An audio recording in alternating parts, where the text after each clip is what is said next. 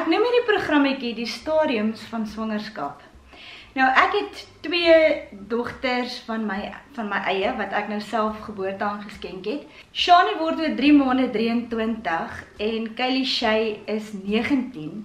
En dan het ons vir Deneo aangeneem. Deneo is nou 10 jaar oud.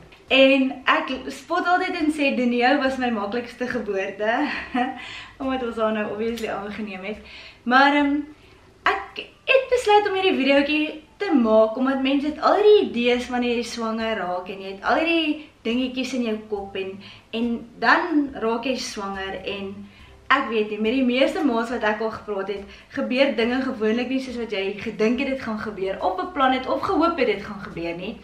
En so hierdie video is vir al die mamas wat nie weet wat om te verwag nie.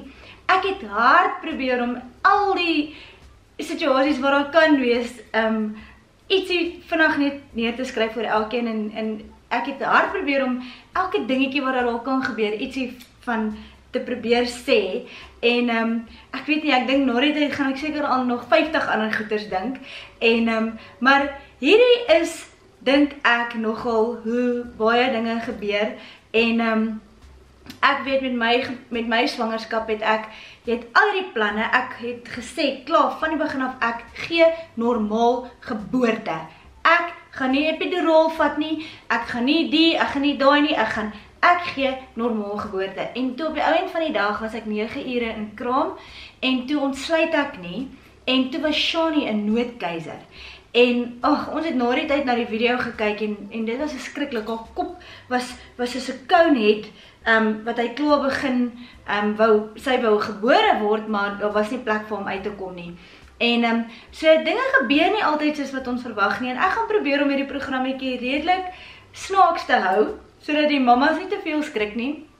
En so ek het gedink ek gaan dit probeer nommer. Ek het amper by 60 geëindig. So, nommer 1 is jy wil graag swanger raak. Nou toe ek wou swanger raak, het ek my pilletjie gelos en ek het gedink ek gaan net woepswap swanger raak want jy weet jou ma vertel altyd vir jou moenie op die treinspoor speel nie my kind want jy verstaan nie hoe vinnig kan 'n mens swanger raak nie. En so vandat jy so 13, 14, 15, 16 jaar oud is, het jou ma jou nou mooi in verduidelik hoe maklik dogtertjies kan swanger raak. So toe ek uiteindelik nou wil swanger raak, toe kom ek agter my ma het eintlik vir my gejok. Nie regtig nie, maar dit is nie so maklik as wat ek gedink het nie en ek het toe amper 'n jaar gesukkel om swanger te raak. Nou, ander mense is gelukkig, hulle los die pilletjie en die volgende maand is hulle swanger. Ander mense soos my sussie is baie ongelukkig en sy sukkel 9 jaar om swanger te raak en na 4 in vitro's het sy opgegee en die Here toe op die einde vir haar 2 wonderwerkies gegee.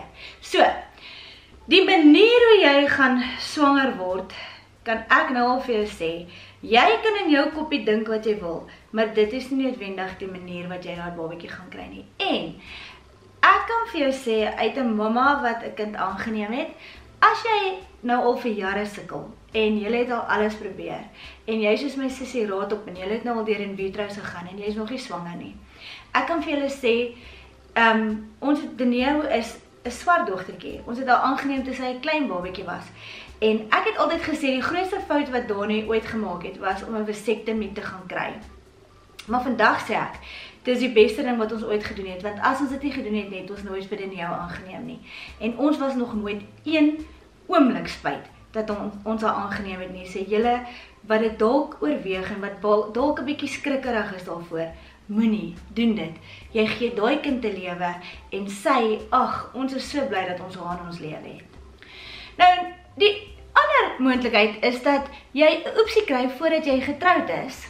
En ek wil vandag sê, as daar 'n mamma dalk iewers is wat nie getroud is nie en sy het swanger geraak, asseblief, asseblief, asseblief, asseblief, asseblief, asseblief, moenie 'n aborsie oorweeg nie, want as my moekie 'n aborsie oorweeg het, dan was ek nie vandag hier nie, want ek is 'n moesbabietjie en my man is ook 'n moesbabietjie gewees en toe ons die dag begin vry, toe het ons vir mekaar gesê, luister jy, ons gaan met baie versigtig vry, want die statistieke tel teen ons,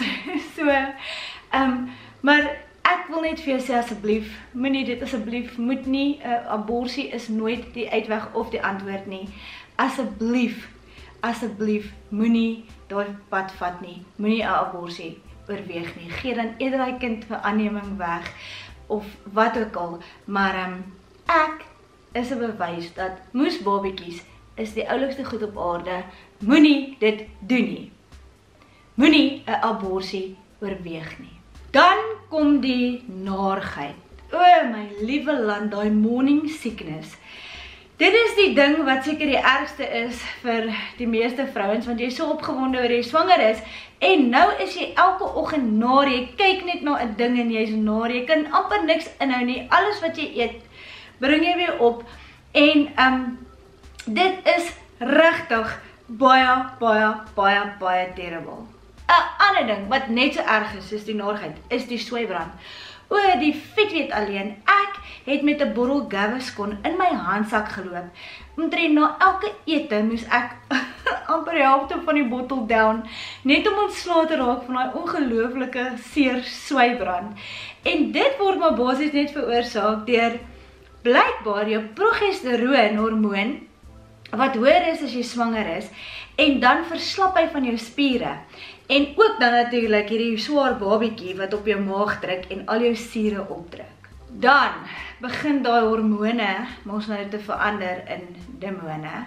Die vet weet alleen, die een dag is jy on top of the world, die ander dag is jy down in the dumps, jy weet nie wat gaan met jou aan nie, dan is jy happy, dan is jy sad, dan is jy benoud, dan is jy opgewonde, en jy huil oor die geringste dingetjie, as jy 'n mooi movie kyk, huil jy soos wat jy nog nooit in jou lewe gehuil het nie, en jou man weet regtig nie meer hoe om jou te hanteer nie, hy weet nie meer, my man ek was op my einde swanger met Shani en ek het 23 kg opgetel met my swangerskap met Shani en ek het so vet, soos 'n os gevoel.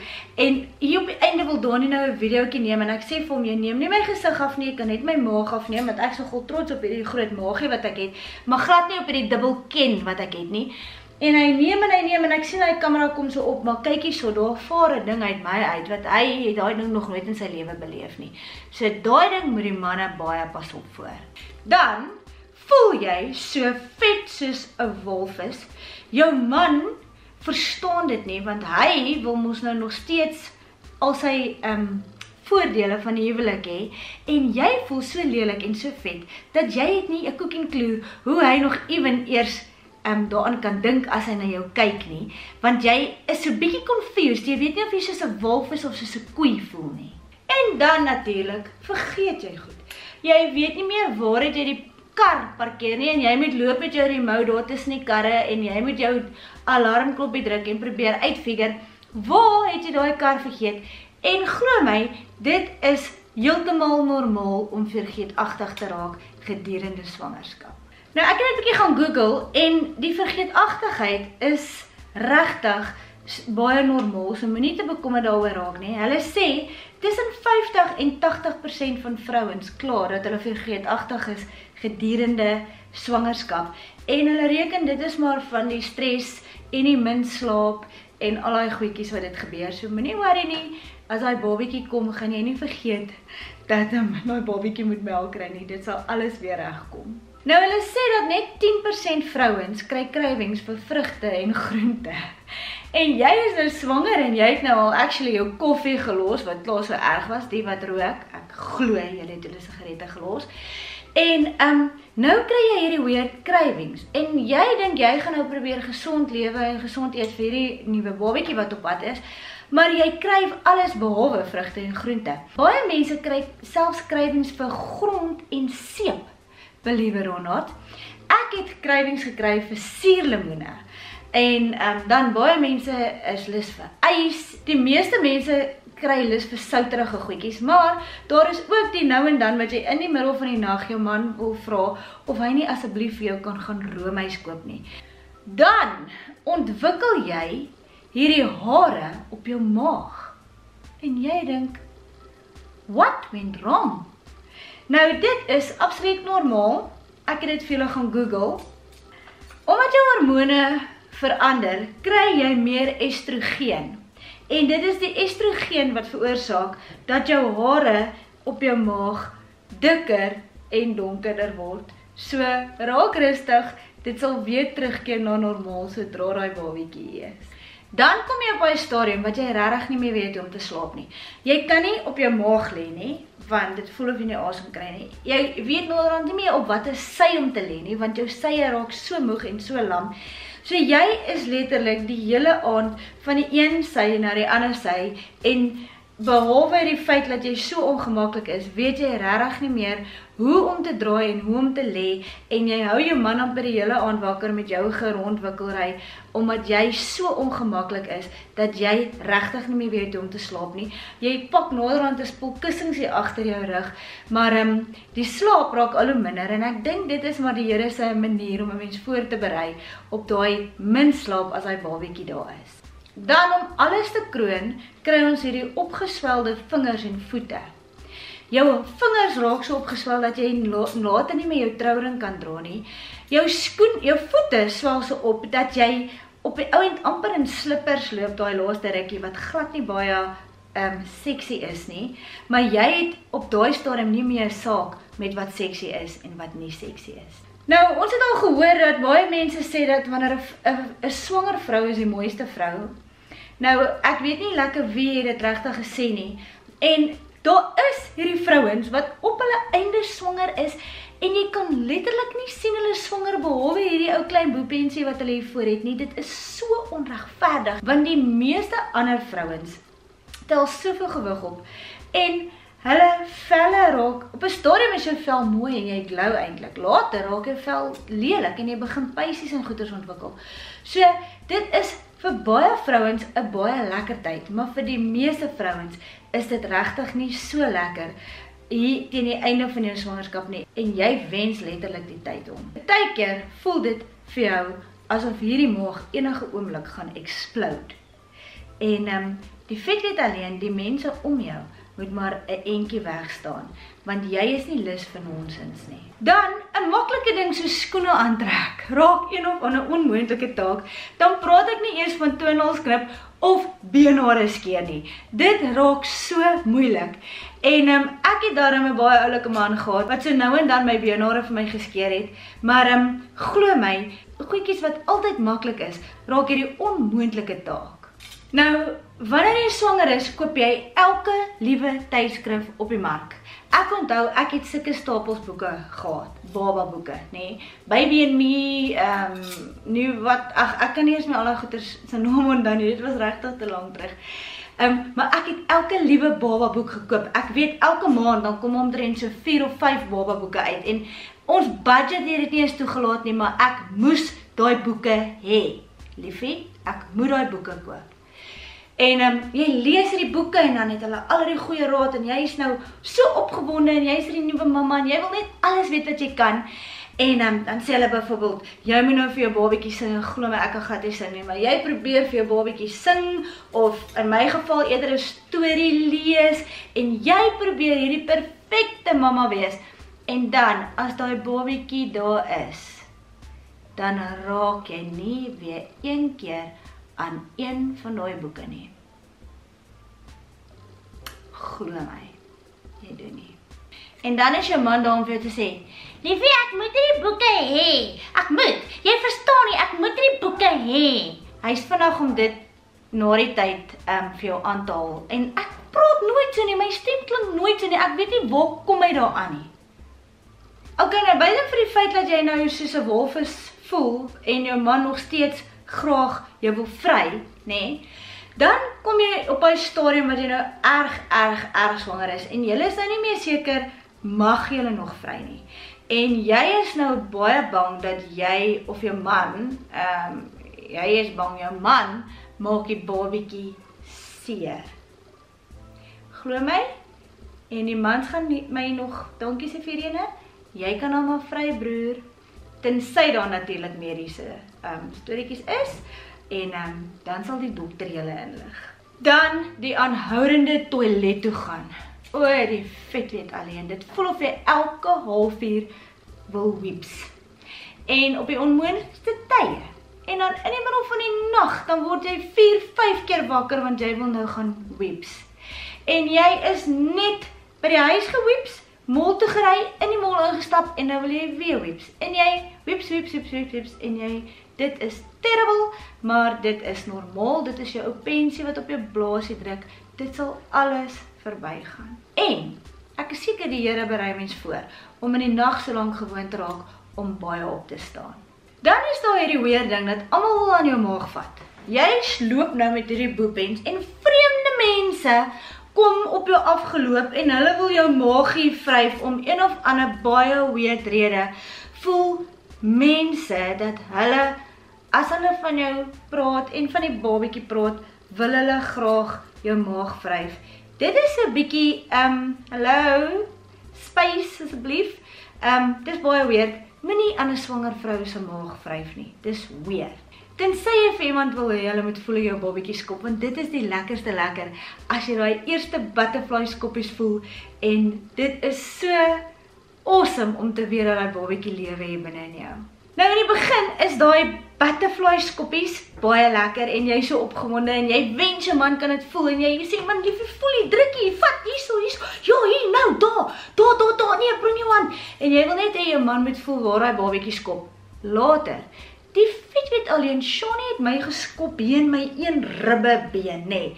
Dat ek is nou nog seker ek het een of ander skade daarso, want sy het gevoel dat sy moet hierdie vaskop teen hierdie ribbebeen van my, en dit was vrek ongemaklik geweest. Ek het 'n hele paar keer haar probeer om haar voet weg te kry van my ribbebeen, en dit was nie meer snaaks op die ou end nie. Dan die groot ene. Jou baba se naam, want oupa Grootjie se naam was Nicolaas Cornelius Johannes, en sy en jou oupa se naam was Nicolaas Cornelius Johannes, en jou pa se naam is Nicolaas Cornelius Johannes, en jy moet Nicolaas Cornelius Johannes wees. En my arme boetie nie, dra so swaar aan Nicolaas Cornelius Johannes nie, maar sy naam is Shannon. So nêrens op sy ID-boek staan daar Shannon nie. Daar staan Nicolaas Cornelius Johannes, maar ons almal noem hom Shannon. So nou is hierdie ding van, okay, gaan ek nou, wie gaan ons happy hou, wat 'n oupa, maar ek is die pa, dit moet my pa wees, maar wat van my pa? Hierdie womanlip en al die dinge, en o genade, die vet weet alleen, die naam kan 'n baie groot ding wees, en Kylie Shay, so ek wou haar Shay noem, en ek het klaar, ons het haar naam gaan Shay wees, nee? En 'n dag voor haar geboorte, gaan kuier ons by iemand, en die ou maak net 'n grap met Donnie, en hy sê, Shay jonge, op in die pad, en Shay, asof dit nou 'n dronkie is, ek weet nie eens hoe op aarde het hy aan dit gekom nie, dit maak totaal nie eens vir my sin nie, maar hier is Donnie heeltemal afgesit van die naam Shay, en hy weier dat ons haar Shay noem, en Shaykie word gebore, en sy het nie 'n naam nie, en sy is naderhand 4 dae oud, en sy het nie 'n naam nie, en daai hormone, julle weet daai goed, en jy huil, en daai baby blues, en al die goed tackle my, met 'n spoed, en ek mag nie eens kar ry nie, maar ek sê vir my ma, Moekie, ma, vat my nou biblioteek toe, laat ons vir hierdie kind 'n naam kry, en ons neem 10 boeke uit, en almal sit daar, en elkeen wil 'n naam gee, en dan so, nee, maar dit klink soos dit, ag nee, ek weet nie, want nou gaan mense weer dit sê, nee, en mense gaan dit met dit, en nee, daai girl wat op my skool was, wat so vet was, of so maar, of so lelik, of so lank, of so kort, of so die, sy het daai naam gehad, ek onthou dit nou nog, en jy het al die stories oor 'n naam. Gelukkig, my pa het toe gesê, as dit 'n seentjie is, moet ek hom Kyle noem. Ek gaan kyk toe, wat Kyle beteken, net vir interessantheid, en toe sê hulle, die vroulike vorm van Kyle is Kylie. En toe sê ek vir Donnie, hier is my enigste deel wat ek sal maak, haar naam is Kylie Shay. En so oor haar pa, het sy nou 'n verskriklike lang naam, maar dit is maar sy skuld, en so my arme kind se naam is Kylie Shay. Sorry, my bokkie. Shani is kort, Deneo is kort, sy het 'n lang naam, te danke aan haar pa. En die man in die kerk, wat hierdie weird idee gehad het. Ag, ja. Moenie luister na die mense nie. Dan 'n dingetjie wat nie so lekker is om van te praat nie, maar dit is die windjies wat jy ewe skielik los wanneer jy swanger is. Meer as normaal, nê? Want ons vrouens wil mos graag sê dat ons los nie regtig windjies nie. En dan ewe skielik as jy swanger is, los jy 'n bietjie meer. Amper soos jou man, nog nie heeltemal nie, maar amper. Nou ek wil net vir julle sê dit is absoluut normaal. Ek het dit gaan Google vir julle en hulle reken, die slimmes reken dat 'n swanger vrou laat meer winde omdat haar liggaam meer progesteroon vervaardig en dit gasse opbou. So wind maar voort, hier is jou kans om jou man terug te kry vir al die winde wat hy so graag los, omdat hy 'n man is, want mans mag mos. Vet dit alleen. Nou iets wat baie snaaks is, en ek weet nie met hoeveel mans gebeur het nie, maar dit het definitief met Dani gebeur, is elke keer wanneer ek swanger is, het hy ook gewig opgetel.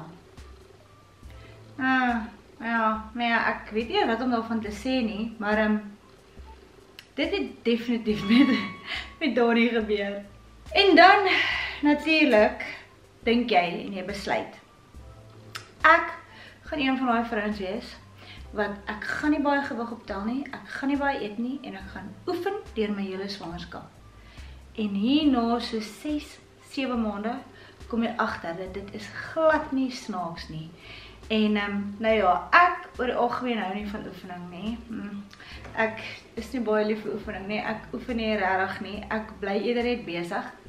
Maar ek het ook daai besluit geneem en verniet. Dit was definitief verniet. Dan wanneer jy so hier 8 maande raak, nê. En jy laat val 'n ding, dan kan hy maar net daar bly. Jy probeer nie eers die moeite doen om daai ding op te tel nie, want die vet alleen om verby daai maag. Weet julle wat kan ek nie verstaan nie? Ek sal byvoorbeeld loop in die dorp en ek judge nou niemand nie, nê. Maar dan sal ek nou 'n man sien met so boebens, nê. En dan dink ek by myself, hoe op dese aarde kry daai ou dit reg om sy toenails te knip of sy skoene aan te trek, want hy is permanent 9 maande swanger. Dis terrible. Ek weet jy kry hulle dit reg nie. Dan elke keer wat jy die dokter gaan sien, nê, en jy weet dat jy definitief te veel gewig opgetel. Ek was elke keer so bang vir daai dokter se skaal. As ek dokter toe gaan en hulle sê, "Oké, klim op die skaal mevrou." Ag, liewe land, dit was regtig vir my so erg geweest, want ek het voor my siel geweet dat ek het definitief te veel kilogramme opgetel hierdie week en dit was terrible geweest. Dan kry jy mos nou die voorgeboorteklasse. Nou in my tyd, of ek weet nie, dit was seker definitief al daar, maar baie mense het dit nie gedoen nie. Ek dink miskien in vandag se tye is daar meer jong mense wat dit doen en ek dink dit is amazing om hierdie voorgeboorteklasse by te woon. En ek sal dit definitief aanbeveel vir mense, want ek moet sê, die geboorte, veral maar daar soveel dinge kan gebeur, en jy weet, hulle sê, elke geboorte is 'n wonderwerk. Elke babietjie wat gebore word en daai kind is daar in die wêreld in, is absoluut net 'n wonderwerk. Maar daar kan soveel dinge verkeerd gaan en daar kan soveel goed gebeur, en so dit is 'n amazing geskenk van die Here af. Nou, genoeg van die tyd wat jy swanger was, want ek dink as ek 'n bietjie gaan sit en rustig dink, gaan ek nog seker nog 50 ander dinge kan onthou in die tyd wat ek swanger was. En ek dink vir my is die ergste as jy heel op die einde swanger is en jy is regtig so ongemaklik dat jy weet nie meer hoe om te staan of te sit en daai babietjie skop oral, daar is net nie meer plek daar binne nie en jy wens regtig nou dat daai babietjie nou maar kan kom, want dit raak amper seer ongemaklik. Dit was seker die ergste, die feit dat jy nie kan by jou tone en jou benare en goed uitkom en al die dinge nie. Maar okay, kom ons sê jy is nou verby al daai stadiums. Nou is dit die stadium wat hierdie babietjie nou gebore word. Nou vir my, ek was met Shani, het ek En ek weet nie, want lyk my dit gebeur met baie mense so, dat dit hier in die middel van die nag begin jy nou hierdie pynne kry. En nou, jy het nou gelees in jou tydskrifte wat jy nou so gekoop het van Braxton Hicks of whatever ook al, daai samentrekkings, en nou moet jy as hierdie dom nuwe mamma weet, okay, is hierdie nou regtig of is dit nou nie regtig nie? En ek het wakker geword en ek het gedink, okay, ek is nou nie baie seker wat se pynne hier gaan nie, maar dit voel nogal redelik na egte pynne. En ek het gelê in die bed en ek het gedink, moet ek nou vir Donnie wakker maak of moet ek eers 'n bietjie wag of moet ek nog, en ek het nie geweet naderhand te sê ek, liefie, ek dink dis sulke tyd. En ons is met 'n movie so spoed in die middel van die nag hospitaal toe, daar aangekom en gesê, ons is nie seker nie, want jy weet mos nou nie heeltemal nie, maar ons dink dat dit is kraampyne, en band om die maag gesê, ja, nee mevrou, jy is reg, jy is in kraam.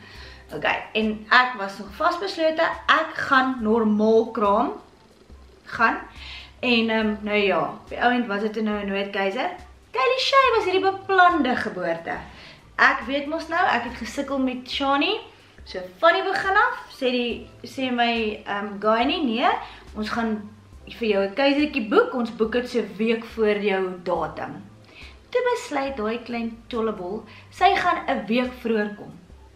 Hier kry ek weer al my pyne. Ek het nogal gedink dit gaan so lekker wees om net daar ingeboek te word. Epiduraltjie, daar's hy lekker, kom Kylie, of wel toe sy nog geen naam gehad nie. Maar nou ja, op die einde van die dag, dis dit weer dieselfde storie. Kraampyne vir hoe lank? Naderhand toe die dokter uiteindelik daai dekselse epidural in het, toe ek so dankbaar daarvoor. En nou ja, so toe was dit nou nie. Dis hoekom ek sê, Denieltjie was my maklikste geboorte gewees. Nou ja, so nou is dit die geboorte, nee. Nou hulle sê daar's 2 groot vrese wat vrouens het by geboorte. Die eerste grootste vrees is die pyn. Hoe seer gaan dit wees? Gaan ek 'n normale geboorte kan handle? Gaan ek sterk genoeg wees? Gaan ek dit kan doen? Want die pyn is die groot ding. Maar die tweede grootste vrees wat vrouens het gedurende swangerskap en met die geboorte is: gaan ek so hard druk dat ek iets anders uitdruk? Soos 'n nommer 2kie. Soos 'n poefie. En dit is 'n groot vrees by baie vrouens. En ek het so bietjie slegte nuus. Ek het dit actually gaan Google. Nou ek het goeie nuus en ek het slegte nuus, okay? So ek sal dit vir die kinders gee eers die slegte nuus, nê? Maar kom ek gee maar eers die goeie nuus, okay? Die goeie nuus is, as jy dalk per ongeluk 'n nommer 2kie maak terwyl jy druk, is dit eintlik vir die dokter 'n baie goeie teken, want jy gebruik die regte spiere om mee te druk. Goeie nuus vir julle, hoor? Goeie nuus. Die ander goeie nuus blykbaar is dat jy 10 in soveel pyn is dat jy dit nie eens gaan agterkom nie, en die dokter gaan maar net jou boutjies vir jou afvee. Dis goeie nuus. Die slegte nuus is dat jy eintlik nie veel gaan kan doen om dit te keer nie. Daar was 'n storie wat hulle vir vrouens 'n setpilletjie ingesit het, laat haar maag voor die tyd gaan, maar blykbaar doen hulle dit nie regtig meer nie. En ek het gelees, hulle gee 3 tips, maar ek moet sê, ek weet nie regtig wat hierdie 3 tips enigiemand gaan help nie. Nommer 1 is, eet baie vesel. Volgens my gaan dit jou eers laat nommer 2, maar nou ja. Drink baie water, en gaan gereeld toilet toe. Dis die tips wat hulle vir jou het. Gaan gereeld toilet toe. En blykbaar sê hulle dat hulle gee jou daarom 'n kansie om wanneer jy nou voel dat jy wil nou jou maagie, dat hierdie babietjie wil nou kom, dan gee hulle jou kansie om gou-gou toilet toe te gaan.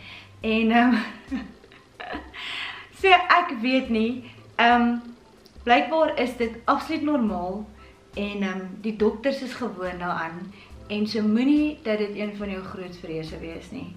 Ek moet sê, dit is nogal een rede hoekom ek dankbaar was dat ek op die ou en dan maar 'n keiser gehad het, maar dis verseker nie 'n rede om 'n keiser te kry nie.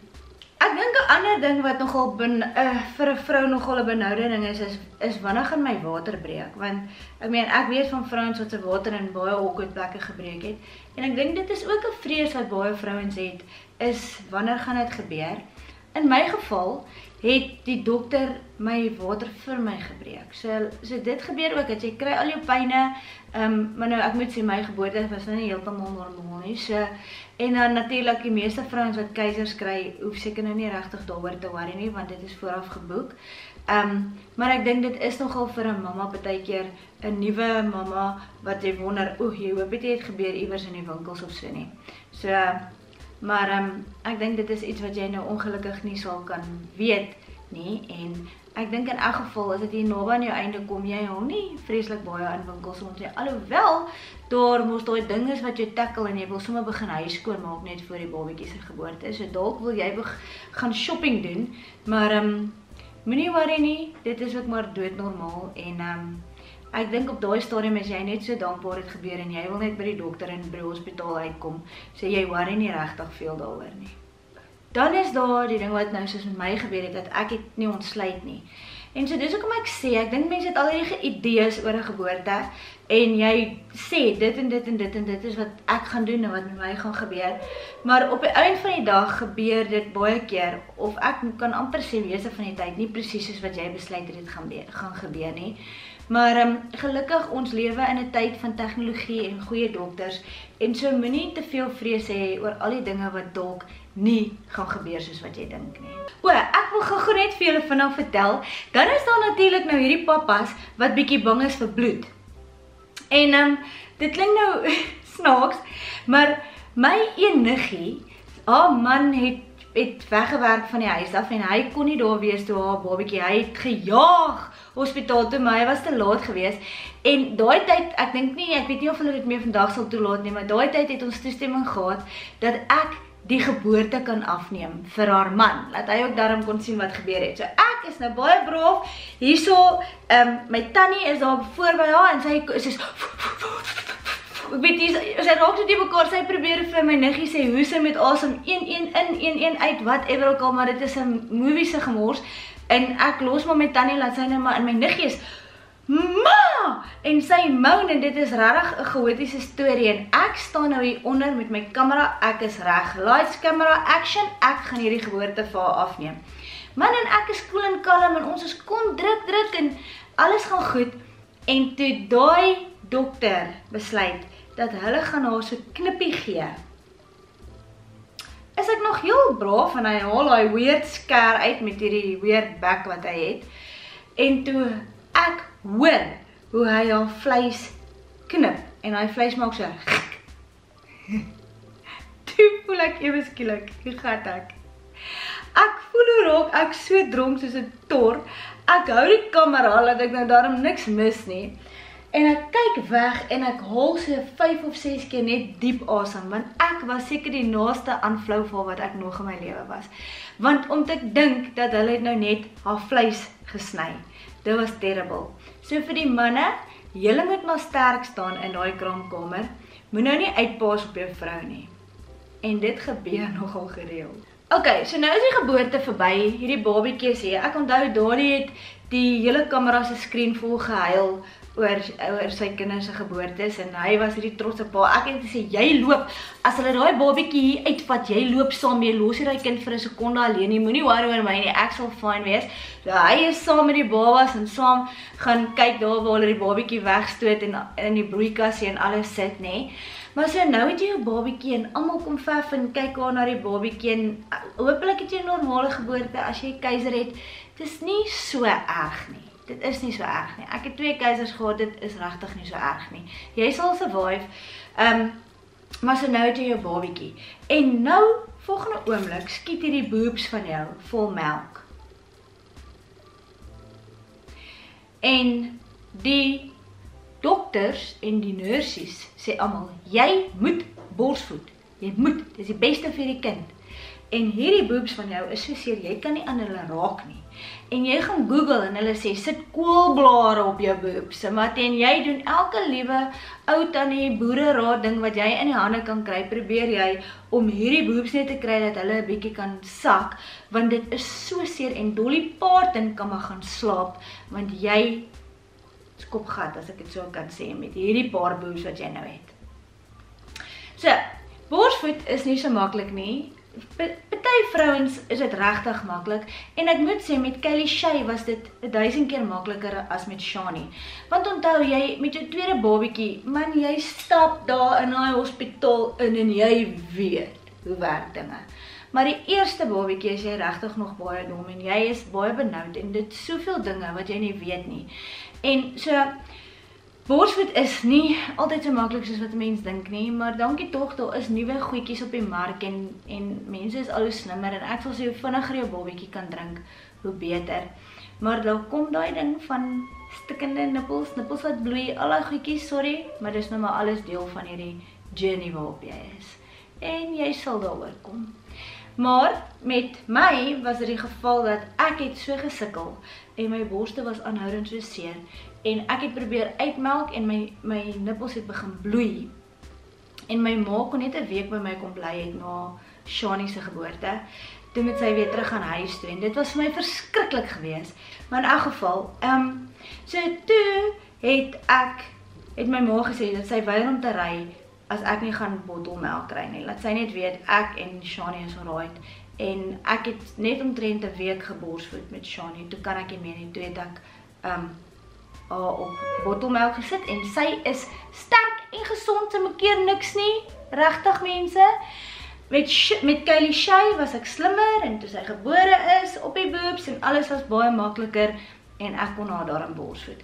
Maar vandag as ek na hulle kyk, kan ek regtig nie 'n verskil sien en sê, daai kind het definitief borsmelk gedrink by geboorte en daai nie. Ek kan nie. Sorry, maar ek kan nie. So moenie laat goed jou onnodig uitvreek nie. Dan moet jy natuurlik jou oulike karretjie wat 2 sitplekke in het ruil vir 'n SUV of later 'n bus, hang af hoeveel kindertjies jy nou beplan. So baie keer is papa nie so happy nie, want hy moet ook sy bakkie verkoop en 'n kar koop of hoe ook al, dat die karstoeltjie kan ingaan. En buiten dit, moet hy nou nog, buiten die paaiement van die nuwe kar, het hy nog die paaiement van die doeke en die melk as jy nou met melk koop. En ek moet sê, jou budget, oh my word, dit is nogal 'n rowwe stadiumpie, as 'n mens al die baba doeke en goeders moet koop. Dan is daar die ding, jy kry dit nou reg, jy kan nou borsvoed, nee? En nou ons swart mense, moet ek sê hier, kan ek amper sê, joh, dit is eintlik vir my amazing hoe borsvoed nie vir hulle 'n storie is nie. Maar vir ons blanke mense is borsvoed nog 'n baie groot storie, veral in die openbaar. En so wanneer jou babietjie nou wil drink, dan moet jy nou in die badkamer gaan sit en borsvoed. En ja, daaroor het ek seker baie te sê, maar ongelukkig is dit nou maar hoe dit is. En dan het jy nog 'n ander probleempie ook, want daai babies het aan pappa behoort vir 'n hele paar jaar of maande, hang nou af. En nou ewe skielik behoort dit aan boetie of sussie. En pappa, hulle sukkel die manne partykeer, want nou wil hy ook aandag hê en jy het hierdie babietjie en jy is moeg en hierdie babietjie vat al jou energie uit jou uit. En pappa voel afgeskeep. Oor dit kan ek amper 'n hele video maak. Wat ek kan hier sê is, vir 'n mamma en 'n pappa van 'n nuwe babatjie, dit is 'n baie moeilike tyd van mense lewe. En jy moet ongelukkig, of gelukkig, ek weet nie wat om te sê nie, maar jy moet maar tyd maak vir pappa. En ek weet in die begin, as jy nou keiser gehad het, of selfs net na die geboorte, dis baie moeilik, en pappa, jy moet maar sterk staan, maar na die tyd, mamma, dan moet jy maar nou maar bietjie meer aandag aan pappa begin gee, al is dit nie maklik nie, glo my, jy moet dit doen. En ek dink as ek enige raad kan gee vir 'n jong getroude paartjie met 'n babietjie, julle moet sorg dat julle genoeg tyd vir mekaar gee. Dis baie belangrik. Okay, nou is al hierdie nuwe goeders. Die eerste ding wat natuurlik 'n terrible ding is rekmerke. Nou jy kry hier en daar 'n vrou wat baie gelukkig is en glad nie rekmerke het nie. ag, dis alles seker maar in die gene, maar op baie stadium gee jy nie 'n heng om nie, want jy sit nou met hierdie rekmerke. Maar as ek jou kan raad gee, sien dit as tiger stripes en maak vrede daarmee, sit maar op wat jy kan en doen maar wat jy kan, maar dit is jou evidence dat jy 'n mamma is en aanvaar dit maar as jy baie rekmerke het en kyk wat jy kan doen, maar dit wat jy nie kan doen nie, maak maar so vinnig moontlik vrede daarmee. Party vrouens verloor van hulle hare na geboorte. As jou hare borsel aan sit al hoeveel hare op jou borsel, moenie worry nie, dit is normaal. Jou hare gaan blykbaar in 'n tipe van 'n rustydperk in, omdat jou liggaam deur al die goeters gaan. So wees rustig, dit sal weer regkom. Dan buite in jou man, wat nou ook nog jou aandag soek en jou nuwe babatjie het, baie van ons troeteldiere en daai hondjie van jou kan nie verstaan waar hierdie babatjie nou vandaan kom en hierdie babatjie vat nou al jou aandag en so baie van ons moet nog met daai ding op deel. En ek dink daar kan ek weet nie, ek dink jy moet maar gaan Google wat die beste manier is om jou troeteldiere voor te stel aan hierdie nuwe babatjie van jou. Dan is daar die ding van nou moet jy maar word, want jy weet die meeste mense verwag mos nou dat jy moet nou baie vinnig jou lyfie weer terugkry, want dit is wat Hollywood vir ons sê. Nou Hollywood, nee, het mense wat hulle help met alles. Met alles, nee. Meeste normale mammas het nie Hollywood se hulp nie. Okay. En so reality is dat jy verloor nie daai gewig so vinnig as wat jy baie graag sou wou nie. En ek moet julle net baie van vertel. Hierdie is iets wat met my gebeur het. In ons kerk het ons hierdie gewoonte dat as iemand verjaar, dan bid ons vir die persoon. En 'n vroukie in ons kerk het net haar babatjie gehad en sy kom vorentoe want sy verjaar. En Donnie, wat altyd vir die mense bid, is daai week nie by die kerk nie en ek moet dit nou doen. En die vroukie kom staan daar voor en ek is so verboureerd want nou moet ek vir hierdie mense bid en ek weet nie regtig wat om te bid nie. En ek sien net hierdie maagie van haar. Ek het daai vorige Sondag die babatjie al vasgehou in my hande, vasgehou. Maar om een of ander weird rede slaan ek 'n blank, nê. En ek gaan doen wat al die goed wat ek nou gesê het ek moenie doen nie. Ek gaan doen dit. Ek gaan staan daar voor haar en ons almal se oë toe. En dis 'n heilige oomblik in die kerk en ek vryf daai maagie van haar wat nog lyk soos 'n swanger maagie, maar daar's nie meer 'n babatjie daar binne nie. En ek bid kliphard en so opreg as wat ek kan vir hierdie mamma. En ek vra die Here dat hierdie babatjie en hierdie geboorte asseblief smooth moet gaan en dat daar niks probleme moet wees by die geboorte nie en dat hierdie babatjie asseblief moet gesond wees. En kyk, ek bid daar 'n gebed wat skrik vir niks en toe ek gaan sit, kom my niggie na my toe en sy sê vir my, "Shai, het Jolandi nie klaar haar babatjie gehad nie?" En die volgende oomblik slaan dit my soos kyk, ek het regtig gebid dat die Here nou maar, dis 'n goeie tyd vir die Here om te kom. Ek kon nie glo dat ek vir daai oomblik so blank geslaan het, toe ek nog daai maagie sien, en ek vergeet dat sy klaar haar babatjie het nie. Ek tot vandag toe weet ek nie hoe dit gebeur het nie. Tot vandag toe is dit seker die mees embarrassing moment van my lewe. Maar neem dit asseblief in ag mense, dat as daai mamma klaar geboorte gegee het, jou maag lyk nog regtig soos iemand wat swanger is. En moet asseblief nie probeer raad gee en weet wat en wara. Asseblief. Daai mamma het genoeg issues. Kom ons laat haar op haar eie tyd en tempo van daai maagie ontslaa raak. Nou ewe skielik moet mamma leer multitask, want jy moet nou leer om toilet toe te gaan, jou melk uit te pomp en gou ietsie te eet terwyl alles gelyk. Alles. So jy doen dit sommer op die toilet want dis die enigste tyd wat jy het en wat jy kan kry om dalk hierdie goeders te doen. En maak maar vrede daarmee, dit gaan vir 'n rukkie chaoties gaan, maar onthou, die meeste mammas is daardeur en jy kom eventually daardeur. En 'n ander ding is, jy gaan regtig nie meer eintlik net rustig alleen kan sit en eet by 'n tafel soos normale mense nie. Jy gaan leer om met 'n babatjie op jou skoot te eet en later gaan jou babatjie die helfte van jou kos eet. En so vir 'n hele rukkie gaan jou lewe nie meer dieselfde wees nie. En dan het ek nou baie slegte nuus.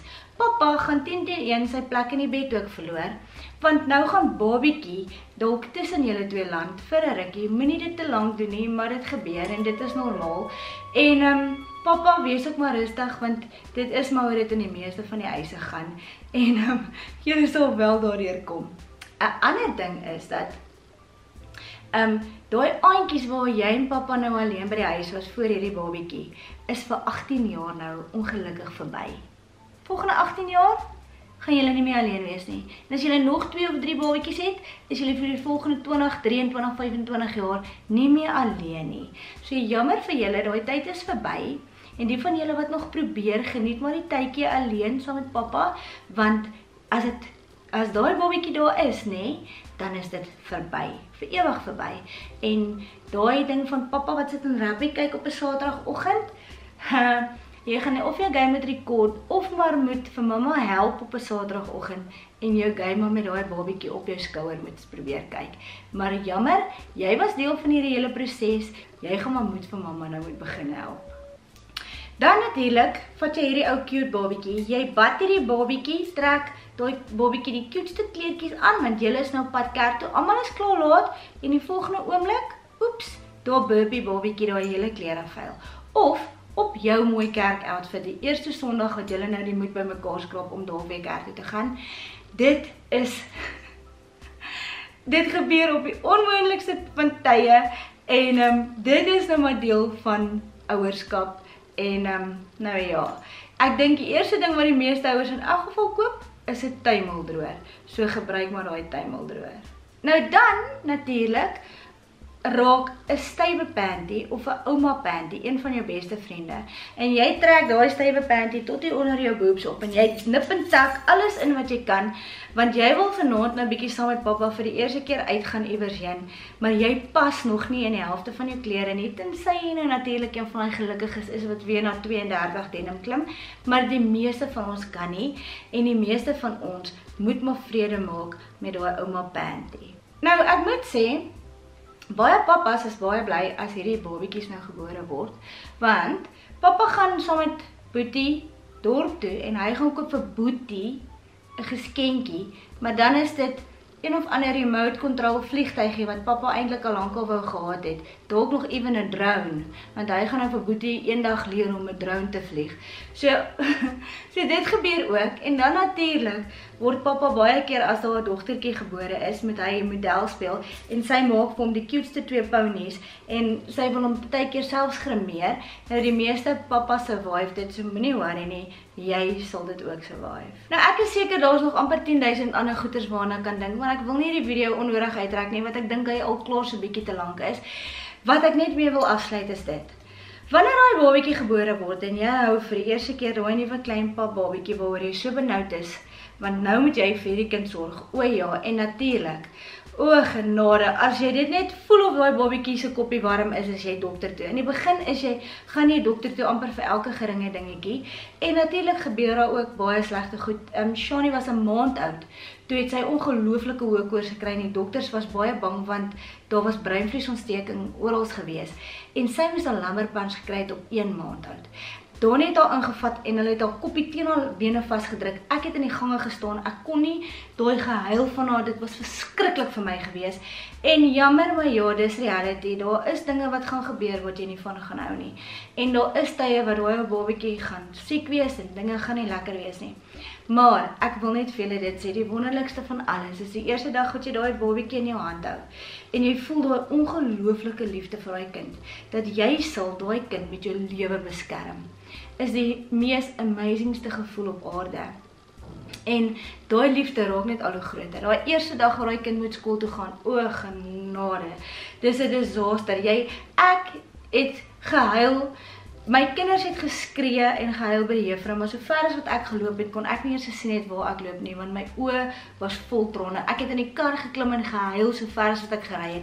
Dis regtig nie lekker nie, en dis allerlei dinge wat mens moet face langs die pad.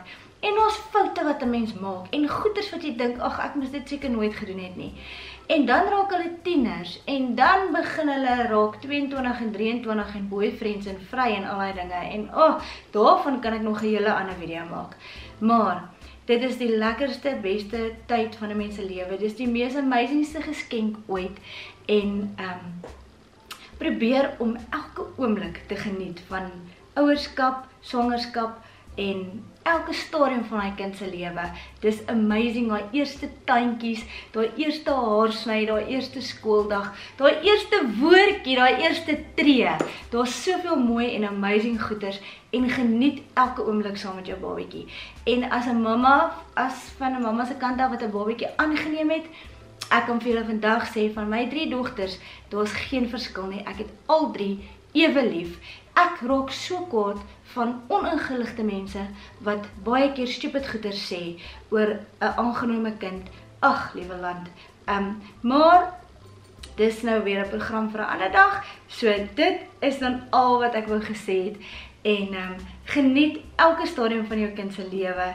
Dit is 'n groot geskenk en om 'n mamma en 'n pappa te wees is seker een van die awesomeste titels wat enigiemand kan hê om te kan sê ek is 'n mamma of ek is 'n pappa. Geniet jou kinders en geniet ouerskap.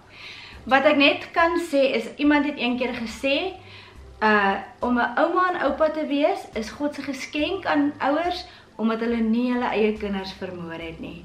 So, omdat jy dit deurdruk en op jou tande gebyt het, gaan jy eendag 'n ouma en oupa kan wees. En ek moet sê my mosie sy worry meer oor haar kleinkinders as haar eie kinders. Maar dit is 'n amazing journey en geniet elke oomblik daarvan.